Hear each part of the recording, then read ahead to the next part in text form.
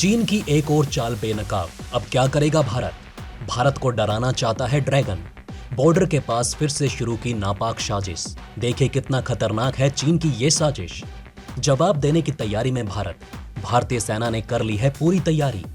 देखिए कैसे भारत को महाशक्ति बनाएंगे ये देश। किसी भी हाल में भारत नहीं कर सकता है इन्हें नाराज। इन देशों का साथ भारत को बनाएगा महाशक्ति। इसीलिए दोस्ती तुड़वाने की साजिश विश्व गुरु भारत निकालेगा कोई रास्ता। आइए दोस्तों, सबसे पहले आपको बताते हैं कैसे भारत को बाहुबली बनाने में इन अरब देशों का बहुत बड़ा योगदान रहा है। फिर उसके बाद चीन की बड़ी साजिश का पर्दाफाश करेंगे कि कैसे एक महीने के भीतर ही चीन ने 2 भारत से गुस्ताखी करने की जरूरत की। सच में चीन द्वारा उठाया गया ये कदम बहुत ही बड़ा बताया जा रहा है। तो आइए दोस्तों शुरू करते हैं। दोस्तों, भारतीय जनता पार्टी ने अपने 2 प्रवक्ताओं नुपुर शर्मा और नवीन जिंदल के खिलाफ कार्रवाई कई मुस्लिम देशों के आक्रोश के बाद की। खाड़ी देशों से भारत के संबंध अहम हैं, इसलिए भारत सरकार इन देशों की नाराजगी को संजीदगी से ले रही है। बहुत हद तक भारत की अर्थव्यवस्था का ताना बाना खाड़ी देशों पर निर्भर करता है। क्रूड ऑयल जैसी अहम चीज दुनिया के किसी भी देश की अर्थव्यवस्था हिलाने के लिए काफी है। इन देशों से शायद ही कोई देश दुश्मनी या नाराजगी लेने की हिम्मत कर पाए। इस मामले में यही हाल भारत का भी हो रहा है। बीजेपी का अपने महत्वपूर्ण मेंबर्स के खिलाफ उठाया गया ये कदम ये बताने के लिए काफी है कि खाड़ी देश भारत के लिए कितनी अहमियत रखते हैं। यहूदी देश इजराइल को छोड़ दिया जाए तो खाड़ी क्षेत्र के 10 अन्य क्षेत्र जिसमें Saudi Arab, Qatar, Iran, Iraq, Bahrain, Kuwait, United Arab Emirates, Oman, Jordan और यमन एक साथ दुनिया के मुस्लिम आबादी के 5वें हिस्से का प्रतिनिधित्व करती है। भारत के लिए ये क्षेत्र क्यों है अहम? दोस्तों, भारत ने सदियों से ईरान और कतर जैसे देशों के साथ अच्छे संबंधों का आनंद लिया है। खाड़ी क्षेत्र में ये भारत के सबसे करीबी मैत्रीपूर्ण सहयोगी संबंध वाले देश रहे हैं। हालांकि भारत खाड़ी क्षेत्रों में अधिकांश देशों के साथ अच्छे संबंध रखता है। इन देशों के बीच इस तरह के संबंध होने की 2 मुख्य वजह हैं। पहली तेल, गैस और व्यापार। दूसरी भारतीयों का बहुत बड़ी संख्या में इन देशों में काम करना और यहां से भारत को पैसे भेजना। कितना है भारत का यहां पर व्यापार? दोस्तों, रियाद में भारतीय दूतावास के मुताबिक द गल्फ कॉरपोरेशन काउंसिल, जिसमें यूएई, बहरीन, सऊदी अरब, ओमान, कतर और कुवैत शामिल है। इस काउंसिल के सदस्य देश भारत के मेजर ट्रेडिंग पार्टनर के तौर पर उभरे हैं और भविष्य में इसे भारत के सबसे बड़े और ताकतवर इन्वेस्टमेंट पार्टनर तौर पर देखा जा सकता है। भारत की ऊर्जा जरूरतों के लिए जीसीसी के प्रचुर मात्रा के प्राकृतिक गैस भंडार और तेल सर्वाधिक महत्वपूर्ण है।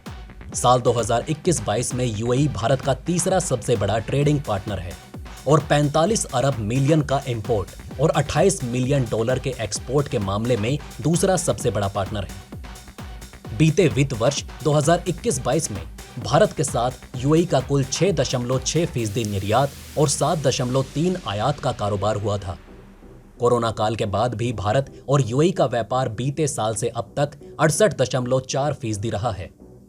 वहीं सऊदी अरब भारत का चौथा सबसे बड़ा ट्रेडिंग पार्टनर है। बीते वित्त वर्ष में 42.1 बिलियन डॉलर का कारोबार हुआ।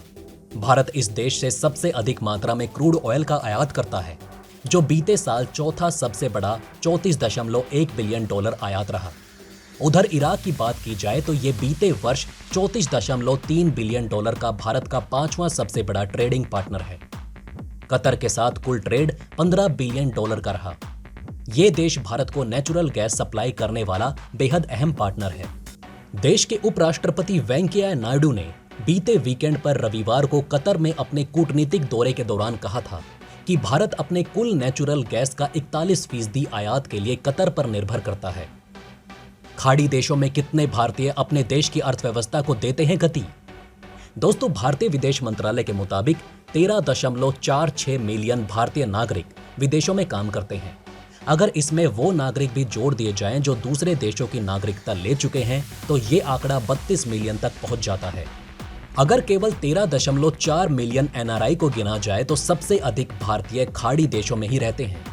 यूएई में 3.42 मिलियन, सऊदी अरब में 2.6 मिलियन, कुवैत में 1.03 मिलियन भारतीय रहते हैं। रिजर्व बैंक के मुताबिक साल 2016 से 17 में भारत में आए कुल $69 बिलियन रिमेंड्स 50% से भी अधिक जीसीसी देशों से आया है। साल 2014 में सत्ता में आने के बाद से ही प्रधानमंत्री नरेंद्र मोदी का खाड़ी देशों पर स्पेशल फोकस रहा है। वो तब से ही इस क्षेत्र के देशों से अपने रिश्ते बढ़ाने की तरफ ध्यान देते रहे हैं। साल 2019 दिसंबर की रैली में वो कह चुके हैं कि मोदी को मुस्लिम देशों से इतना सहयोग क्यों मिला है। उन्होंने कहा था कि ये इसलिए है कि आज भारत के इतिहास में खाड़ी देशों के साथ देश के सबसे बेहतरीन रिश्ते हैं। तो आइए दोस्तों, अब दूसरी खबर की तरफ बढ़ते हैं, जिसके बारे में हर एक देशभक्त भारतीय को जानना चाहिए कि कैसे चीन अपनी आदतों से बाज नहीं आ रहा है। दोस्तों, चीन की पीपल्स लिबरेशन आर्मी ने हाल ही में एक एंटी टैंक ट्रेनिंग यूनिट बनाई है। वो इस यूनिट के साथ इस समय समुद्री तल से 4500 मीटर ऊंचाई पर ट्रेनिंग और मिलिट्री अभ्यास कर रहा है।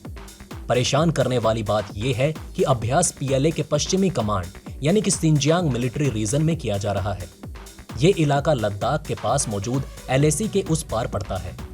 अर्बन वॉरफेयर को कवर करने वाले पत्रकार जीसस रोमेन ने ट्वीट करके चीन के इस मिलिट्री अभ्यास की तस्वीरें दिखाई।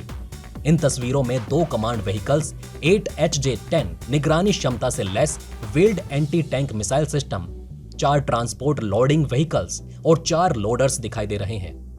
जीसस रोमन ने अपनी तस्वीर में लिखा है कि ये तस्वीर उन्हें CCTV 7 से मिली है।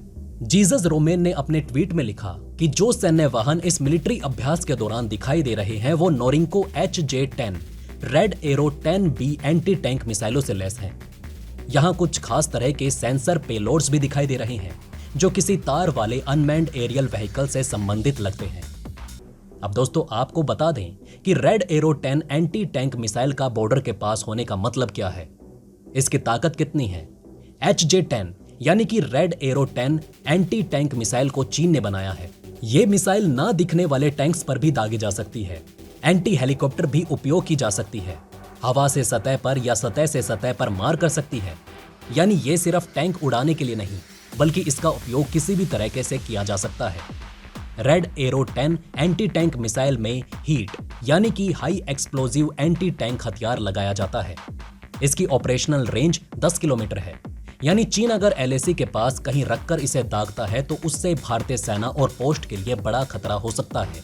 Red arrow 10 anti tank missile की लंबाई 73 इंच है, व्यास 6.7 इंच होता है। इसका वजन 43 किलोग्राम है। इस मिसाइल से सिर्फ हमला ही नहीं किया जाता, बल्कि सर्च अभियान में भी इसे दागा जा सकता है। फिर सर्च के साथ ही हमला भी किया जा सकता है।